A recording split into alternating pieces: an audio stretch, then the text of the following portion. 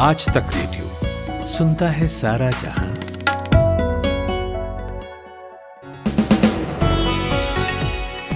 नमस्कार, good evening. 4 जनवरी मंगलवार अब अपने ढलान पर है।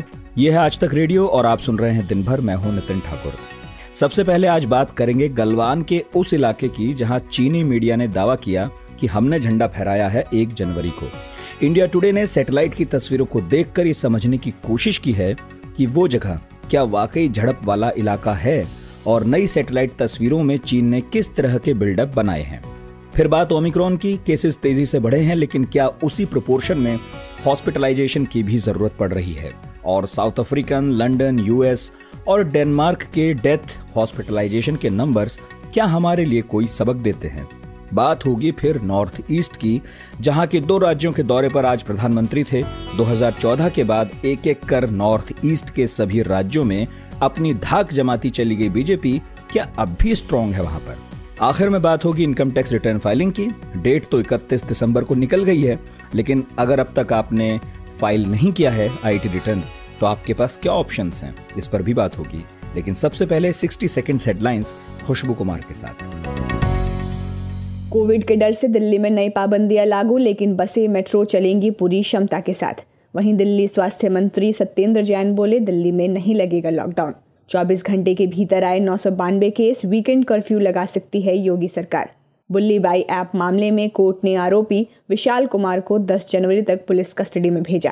पीएम मोदी ने मणिपुर में 4800 करोड़ रुपए की 22 परियोजनाओं का उद्घाटन और शिलान्यास किया। सूत्रों के हवाले से खबर भगवंत मान हो सकते हैं आपके पंजाब के मुख्यमंत्री उम्मीदवार। मध्य प्रदेश के नरसिंहपुर में एक कार्यक्रम के दौरान महात्मा गांधी को देशद्रोही बोलने पर तरुण मुरारी बापू पर केस दर्ज। राजस्थान के बीकानेर में बीच सड़क युवक पर फायरिंग के बाद तनाव, 2 गुटों में जमकर पत्थरबाजी, पुलिस ने किया लाठीचार्ज। Supreme court NEET PG admission में ईडब्ल्यूएस कोटा पर बुधवार को करेगा सुनवाई। फ्रांस में नया कोरोना वेरिएंट IHU मिला, इससे 12 संक्रमित। अफ्रीका का कैमरून देश हो सकता है इसका ओरिजिन। और मौसम विभाग का अनुमान, दिल्ली समेत देश के उत्तरी पश्चिमी इलाके में बढ़ेगी सर्दी।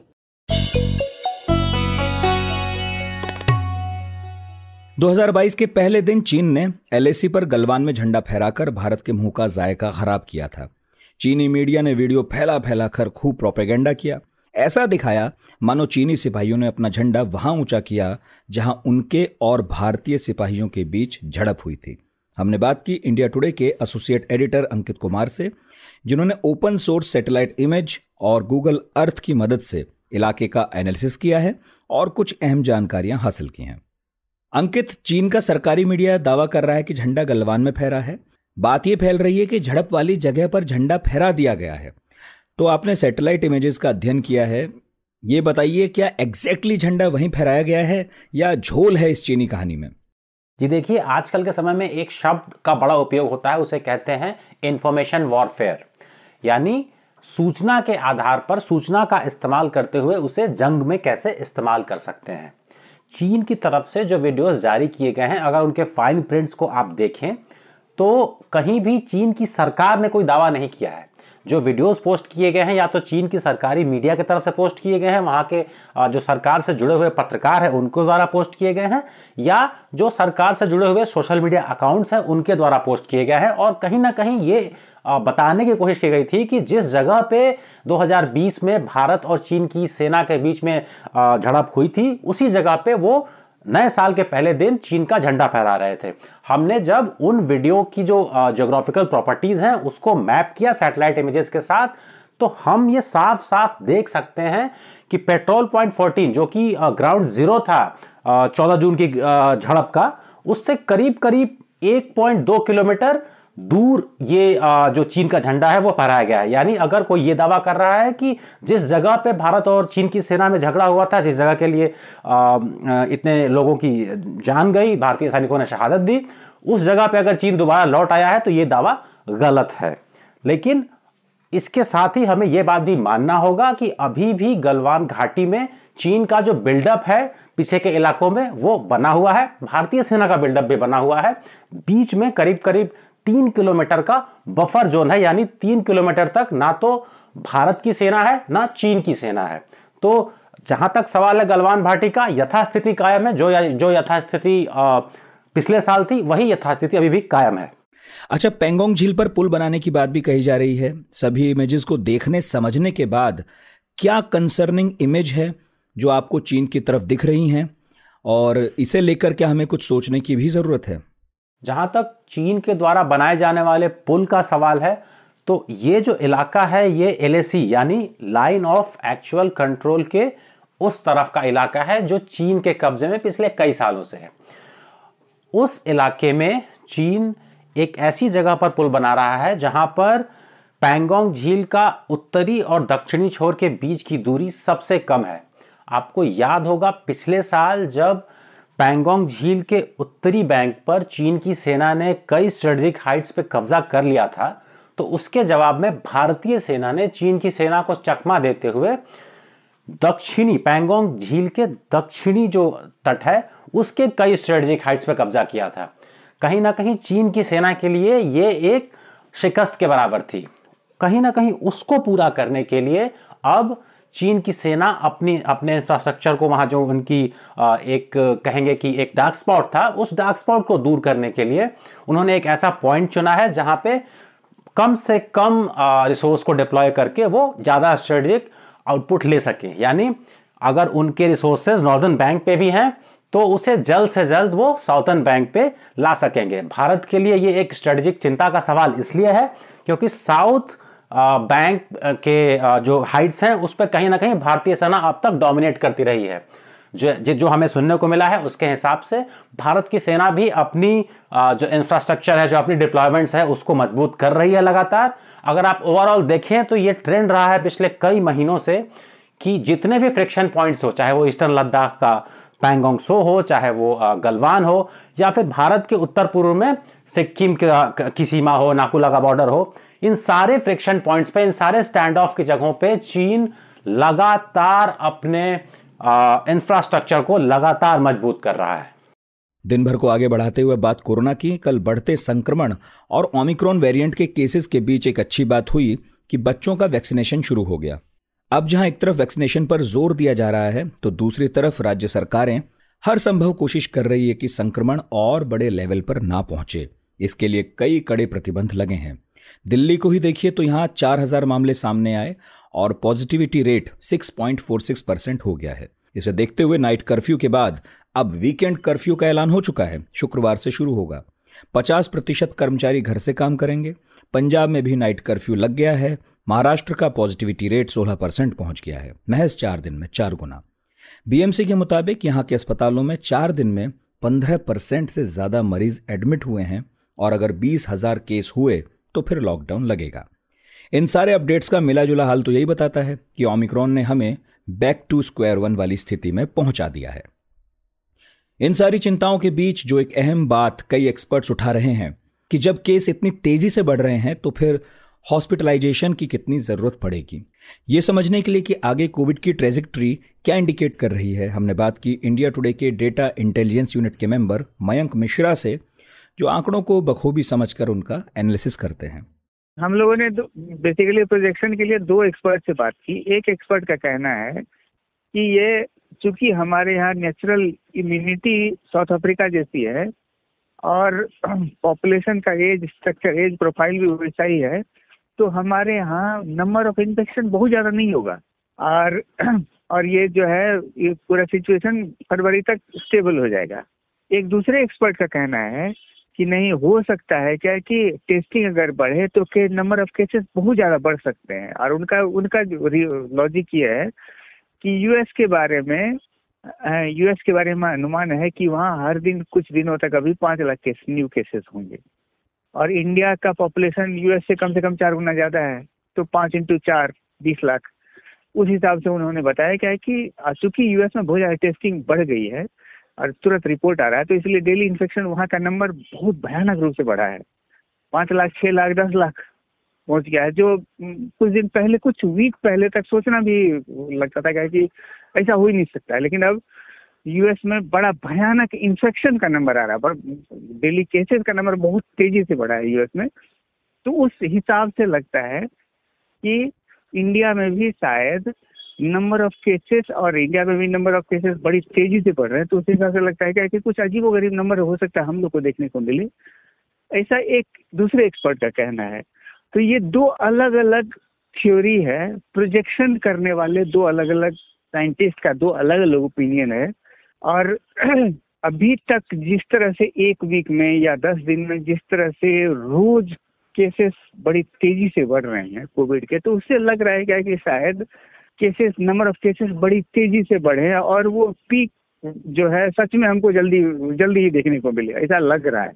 अच्छा Mayank, south Africa, London, US और डेनमार्क के डेथ, हॉस्पिटलाइजेशन के आंकड़ों को यदि देखें तो ये भारत के लिए क्या इंडिकेट करते हैं? क्या खतरा भारत को भी उतना है जितना ये देश अभी झेल रहे हैं?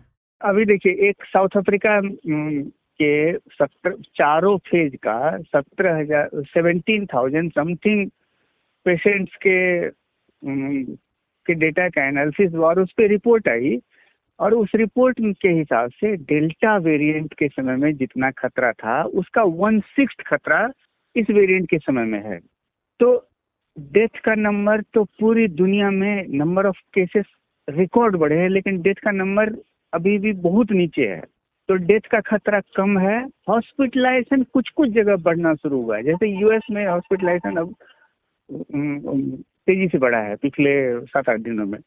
यूके में फ्लैट है, लंदन में जो कि साउथ अफ्रीका में नीचे जाने लगा है, और साउथ अफ्रीका के बाद सबसे ज्यादा ओमिक्रॉन जहां अचानक बढ़े थे नंबर वो था लंदन। तो लंदन में स्टेबिलिटी आनी शुरू हो गई ऐसा दिख रहा है।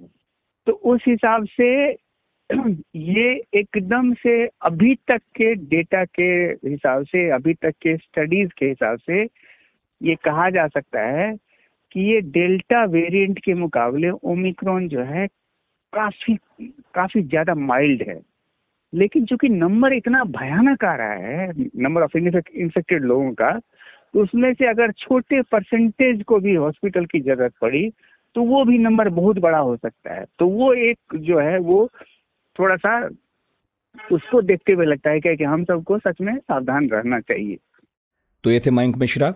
ओमिक्रॉन वेरिएंट कई देशों में कहर बरपा रहा है। इसके साथ एक दिक्कत जो सबसे ज्यादा देखने को मिली है वो ये है कि सिम्टम्स बहुत माइल्ड हैं, तो डिटेक्ट करना उतना ही मुश्किल हो जाता है इसे। लेकिन अब भारत में एक ऐसी किट तैयार की गई है जो ओमिक्रॉन का पता लगा लेगी। इस किट का नाम है ओमिश्योर। ICMR यानी Indian council of medical research ने इस किट को मंजूरी दी है। ओमिश्योर किट को टाटा मेडिकल मुंबई ने तैयार किया है, जिसे 30 दिसंबर को मंजूरी मिल गई थी, और ये किट ओमिक्रॉन का पता लगाने वाली देश में तैयार की गई पहली किट है।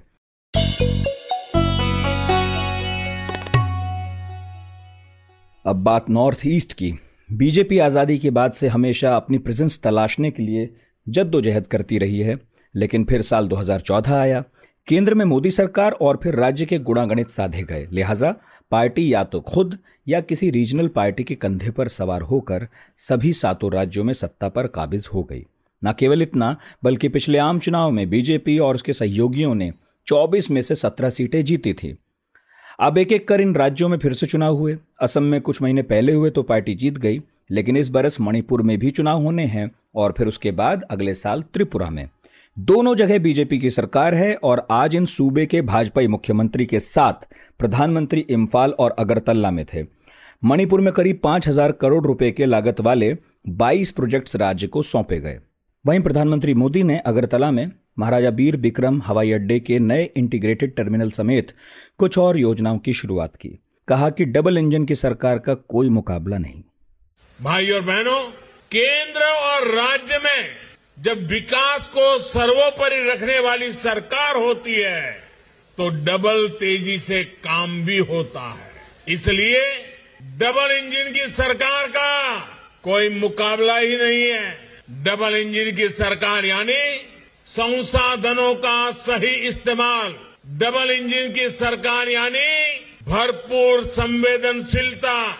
डबल इंजन की सरकार यानी लोगों के सामर्थ्य को बढ़ावा, और डबल इंजन की सरकार यानी समृद्धि की तरफ एकजुट प्रयास। हमने प्रधानमंत्री के इस दौरे और वहां पर उन्होंने जो कुछ कहा, इस पर इंडिया टुडे मैगजीन के डेप्यूटी एडिटर कौशिक डेका से बात की और पूछा कि क्या ये आज की यात्रा प्रदेश में होने वाले विधानसभा चुनाव की शुरुआत समझी जाए और जैसा प्रधानमंत्री ने डबल इंजन की सरकार के फायदे गिनवाए, हकीकत में किन पैरामीटर्स पर काम हुए और कहां चीजें बनने की बजाय और भी डेटोरिएट हुई? प्रधानमंत्री का ये दौरा जाहिर सी बात है, ये चुनावी दौरा है। इलेक्शन अभी 2-3 महीने में होंगे, जैसे उत्तर प्रदेश और गोवा और उत्तराखंड में या पंजाब में इलेक्शन होंगे तो मणिपुर में भी इलेक्शन होंगे। तो ये एक तरह से प्रधानमंत्री का पहला चुनावी रैली कहा जा सकता है मणिपुर में। लेकिन जो नारा लगाते हैं बीजेपी अक्सर डबल इंजन के, जैसे यूपी में भी हमने देखा यही बात कहते हैं, इसका असर तो कुछ हद तक हुआ है, क्योंकि देखा जाए तो 2015 के बाद लगभग मणिपुर में इंसर्जेंसी रिलेटेड अशांति थे और इंसिडेंट्स थे वो काफी हद तक कम हो चुके हैं। पीस का एक माहौल है और इसकी एक वजह ये भी है कि 2017 के बाद जब मणिपुर में बीजेपी सरकार आए, एक तरह से एक बात हमें सुनने को नहीं मिल रहा है कि रोड ब्लॉकेड, इकोनॉमिक ब्लॉकेड, जो काफी मणिपुर से जितने भी न्यूज आते थे उसमें अक्सर ये होता है कि किसी भी पॉलिटिकल ग्रुप, सोशल ग्रुप या किसी कम्युनिटी को कोई भी ग्रीवांसेस होते हैं तो रोड ब्लॉकेड कर देते थे, जिसके वजह से हमें मणिपुर से विजुअल्स आते थे, लंबे लंबे क्यू, लोग पेट्रोल पंप्स में क्यू लगाते थे, डेली राशंस की बहुत इश्यूज होते थे, कमी होते थे। तो ये सब सुनने को नहीं मिल रहा है, ये एक बहुत बड़ी चेंज है। रोड नेटवर्क में काफी इम्प्रूवमेंट आए हैं। तो इस तरह के जो इंफ्रास्ट्रक्चरल डेवलपमेंट है मणिपुर में वो देखने को मिल रहा है। लेकिन ये भी कहना पड़ेगा क्योंकि ये स्टेट या पूरे नॉर्थ ईस्ट रीजन काफी अरसों से उसमें डेवलपमेंट एक्टिविटीज के पेस बाकी भारत के बाकी राज्यों की तरह नहीं रहे, तो इसलिए जितने भी पेस में काम होंगे तब भी वो कैचअप करना थोड़ा मुश्किल है, उसके लिए टाइम लगेंगे। हाँ, सेंट्रल गवर्नमेंट की फोकस की वजह से अब पहले से ज्यादा तेजी से काम होते हैं, वेस्टेज कम हो रहे हैं, लेकिन सोशल सेक्टर में अभी भी बहुत काम बाकी है। मणिपुर के हेल्थ सेक्टर में मणिपुर पहले से अच्छा काम कर रहे हैं, उनके IMR और MMR जो रिकॉर्ड्स है वो बहुत अच्छे हैं, लेकिन अभी और उसमें ज्यादा काम करने की जरूरत है। एजुकेशन एक बहुत बड़ा मुद्दा है मणिपुर में। टूरिज्म में बढ़ोतरी होना चाहिए क्योंकि इतनी खूबसूरत स्टेट है, इंसर्जेंसी की वजह से काफी सालों तक ये हिस्सा इग्नोर्ड रहा है। एग्रीकल्चर अनदर इशू है। जितने भी सोशल सेक्टर में काम उतनी तेजी से नहीं हो रहे जितना इंफ्रास्ट्रक्चरल डेवलपमेंट हो रहे हैं। कौशिक साहब, बीजेपी की नॉर्थ ईस्ट में जो मजबूती थी वो दूसरे दलों से लाए गए नेताओं की बदौलत थी। क्या अब भी वो जस की तस है या इसमें कुछ बदलाव हुआ है? और क्या भाजपा अब के जब एक एक करके दोबारा से विधानसभा चुनाव में उतरेगी तो क्या इस बार भी वो पहले की तरह स्ट्रांग रहेगी? जी, आपने बिल्कुल सही फरमाया कि पूरे नॉर्थ ईस्ट में भाजपा की ग्रोथ को देखा जाए तो ये इम्पोर्टेड लीडर से ही हुए हैं। जैसे कि हम असम से शुरू करेंगे। असम के जो अभी के CM है हिमंता बिस्वा शर्मा, वो कांग्रेस से आए हैं। जो इससे पहले CM थे सर्बानंद सोनोवाल जी, वो भी AGP से आए थे। इसी तरह अरुणाचल में पेमा खांडू जी भी कांग्रेस से ही आए हैं। मणिपुर के जो CM है एन बीरेन सिंह, वो भी कांग्रेस के नेता है। त्रिपुरा एक स्टेट है जिसमें बीजेपी के अपने लीडर है, बिप्लब बीजेपी में ही थे पहले से ही, तो इसलिए त्रिपुरा को छोड़ दिया जाए तो बाकी स्टेट नागालैंड और मेघालय में बीजेपी सरकार है, लेकिन वो कोalition में है। लेकिन बीजेपी के जो ऑर्गेनिक ग्रोथ है एज ए पार्टी पूरे नॉर्थ ईस्ट में, असम में ग्रोथ हुआ है बीजेपी का। पहले से बीजेपी या RSS के संगठन रहे हैं, लेकिन अभी भी असम हो या अरुणाचल हो, इन स्टेट्स में इंडिविजुअलिस्टिक ग्रोथ हुआ है। मतलब एक लीडर को लेके, जैसे पेमा खांडू के इर्द गिर्द बीजेपी की ग्रोथ हुआ है, यहाँ पे हिमंता बिस्वा शर्मा के इर्द गिर्द ही बीजेपी का ग्रोथ हुआ है। इसी तरह अगर हम त्रिपुरा के तरफ जाएंगे, त्रिपुरा में बीजेपी, जहाँ पे बीजेपी का खुद का सरकार है और लीडर्स भी सारे अपने ही हैं, वहां पे लेकिन बीजेपी की एक अंदरूनी कॉन्फ्लिक्ट हमें दिखाई दे रहा है। कई चैलेंजेस आ रहे हैं बीजेपी की लीडर बिप्लब देब की तरफ, और वो चैलेंजेस इंटरेस्टिंगली लाए है जो बाहर से बीजेपी में आए हैं, NCP से, TMC से आए हुए लीडर या कांग्रेस से आए हुए लीडर, वो चैलेंज कर रहे हैं बिप्लब देब की लीडरशिप को। इसी तरह मणिपुर में भी हमने लीडरशिप को के चैलेंज देखे हैं। एन बीरेन सिंह की तरफ बीजेपी के बाकी लीडर ने बीच बीच में चैलेंज किया है। तो कुल मिला के देखा जाए तो बीजेपी की सांगठनिक शक्ति जो पूरे नॉर्थ ईस्ट में अभी भी उस तरह से नहीं उभर के आया जितना उम्मीद था। ये काफी हद तक एक इंडिविजुअल लीडरशिप पे डिपेंडेंट है। तो बीजेपी के लिए एक चैलेंज तो है कि सांगठनिक तौर पे वो अपने आप को और मजबूत बनाए और जितने भी सरकार है बन चुके हैं उनको संभाले और आगे जाके जहां खुद का सरकार नहीं बन पाया है वहां बनाए।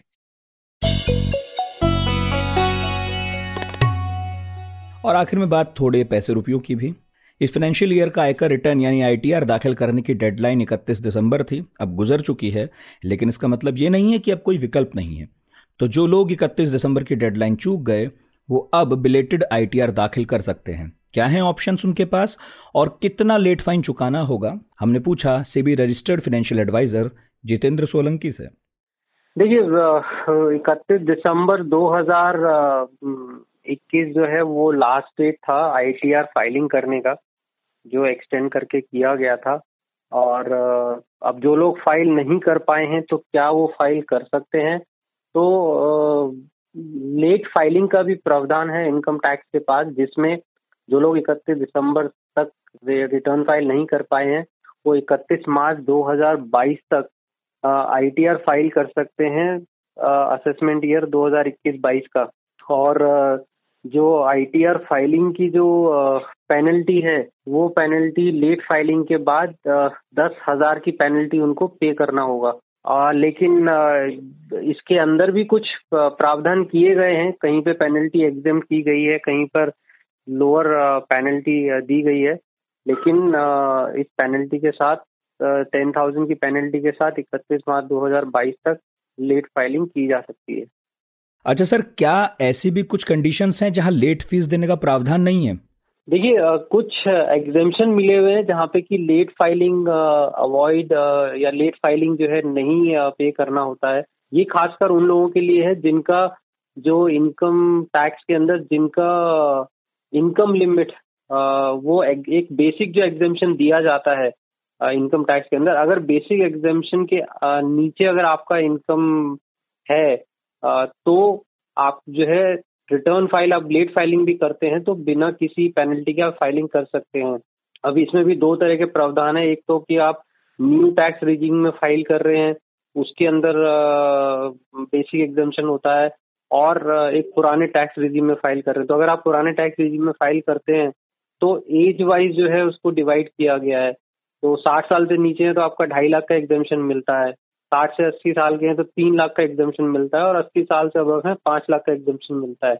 अगर आपकी इनकम इससे कम है और तब आप रिटर्न फाइल कर रहे हैं तो आपको पेनल्टी नहीं पे करनी पड़ेगी। लेकिन उसके अंदर भी फिर कुछ कंडीशन लगाई गई हैं कि आप चाहे बेसिक एग्जेम्पशन के अंदर आप अपना रिटर्न फाइल कर रहे हैं, लेकिन आपका या तो अगर आप फॉरेन ट्रैवल करते हैं और आपका खर्च 2 लाख से अबव होता है तो उस केस में भी आपको जो है पेनल्टी देना होगा, या आपके कुछ फॉरेन एसेट्स हैं उस केस में भी आपको पेनल्टी देना होगा। तो इस तरह से कुछ कंडीशंस हैं जिस कंडीशंस के अनुसार अगर उन कंडीशन में से ये एक भी फुलफिल होती है तो भी आपकी चाहे वो बेसिक एग्जेम्पशन के अंदर इनकम है फिर भी आपको लेट फाइलिंग देना होगा। तो दिन भर में आज इतना ही। कल फिर आज का दिन में आपकी मुलाकात होगी अमन गुप्ता से। एक बात और, हर मंगलवार हम लोग एक पॉडकास्ट करते हैं जिसका नाम है हेलो डॉक्टर। खुशबू कुमार डॉक्टरों से बात करके आपकी सेहत से जुड़ी काम की सलाह तक पहुंचाती हैं। आज नया एपिसोड रिलीज हुआ है और बात हुई है कब्ज पर, सुनिएगा जरूर। बाकी हमारे पॉडकास्ट कैसे लग रहे हैं बताइएगा radio@aajtak.com पर, या व्हाट्सएप करिए 9953332303 पर। आज का दिन भर प्रोड्यूस किया है शुभम तिवारी ने और साउंड मिक्सिंग की है कपिल देव सिंह ने। मेरा नाम है नितिन ठाकुर। नमस्कार।